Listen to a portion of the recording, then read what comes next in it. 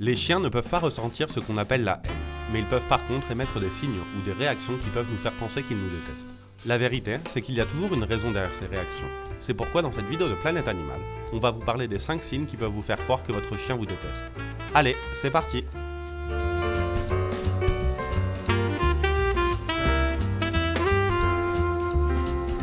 Il vous rejette et ne vous laisse pas le manipuler. Entre 3 semaines et 3 mois, le chiot doit apprendre à se familiariser avec les différents stimuli de son environnement et s'habituer à beaucoup d'entre eux. Si le chiot est séparé de sa mère trop tôt, s'il est isolé pendant cette période de socialisation ou s'il subit de nombreuses expériences négatives à un âge précoce, il est probable qu'il finisse par développer de nombreuses peurs. Si vous adoptez un chien et remarquez qu'il vous rejette, qu'il ne vous laisse pas le manipuler, qu'il s'éloigne de vous ou qu'il se montre menaçant, ça peut venir d'un problème de socialisation. Bien sûr, votre chien ne vous déteste pas, mais il peut avoir peur de vous. Dans ce cas, la meilleure chose à faire est de contacter un éthologue canin. On vous laisse ici une petite vidéo dans laquelle on vous donne 5 conseils qui vous permettront de gagner la confiance de votre chien. Il se cache de vous ou vous traite différemment. Si un chien est physiquement ou psychologiquement maltraité par un être humain, il peut développer une peur pathologique envers les personnes en général ou envers celles qui ont des caractéristiques similaires à celles de l'individu qui l'a maltraité. Une fois encore, nous devons préciser que leur comportement est dû à leur environnement et non à la haine. C'est pourquoi il est idéal de travailler avec un professionnel qui proposera de mettre en place un traitement de modification comportementale. Il vous ignore ou vous attaque.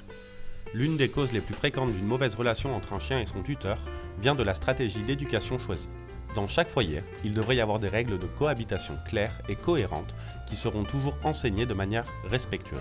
Pour illustrer ce qu'on vient de vous dire, on va vous donner un petit exemple. Si une famille décide que le chien n'est pas autorisé à monter sur le canapé, eh bien tous les membres de la famille doivent être d'accord et agir de la même manière. Chacun doit apprendre au chien à descendre du canapé en lui proposant des alternatives et en les renforçant. Si, en revanche, le chien est parfois autorisé à monter sur le canapé et parfois grondé pour l'avoir fait, ou si chaque membre de la famille fixe et applique ses propres règles, vous créerez un environnement imprévisible pour l'animal qui sera source de confusion et d'anxiété et qui entraînera des problèmes de comportement. De même, l'utilisation de punitions physiques telles que les colliers étrangleurs, à pointe ou électriques et l'utilisation de l'intimidation comme méthode d'éducation peuvent sérieusement affecter le bien-être du chien. Tous ces éléments combinés peuvent finir par lui faire peur. Il grogne ou montre les dents. Les chiens apprennent très rapidement la signification de nos gestes, mots et expressions, car ils nous observent très attentivement chaque jour. Cependant, nous avons généralement plus de mal à comprendre ce qu'il veut nous dire, et par manque de connaissances, on commet des erreurs d'interprétation.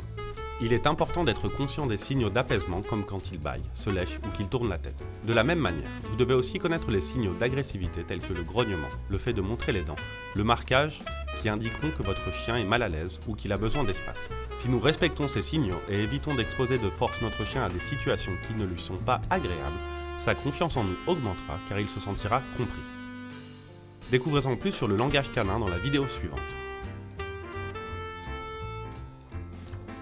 Il est nerveux. Si nous voulons établir un véritable lien avec notre chien, il est essentiel de passer du temps de qualité avec lui et de lui offrir une stimulation physique et mentale suffisante. Un chien qui ne reçoit pas de stimulation adéquate peut développer des comportements négatifs en raison du stress et de l'anxiété. Il est donc essentiel de passer du temps ensemble, de participer à des activités agréables et de vivre des expériences positives. Cela comprend des promenades, des séances d'entraînement, des jeux et bien sûr, des moments de détente et de câlin.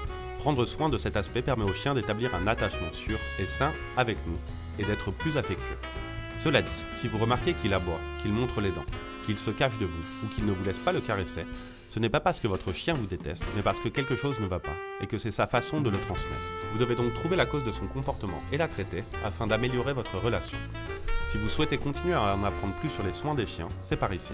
Et vous, est-ce que vous venez d'adopter un chien? Dites-le nous en commentaire et n'hésitez pas à vous abonner à notre chaîne. En attendant, à bientôt sur Planète Animal.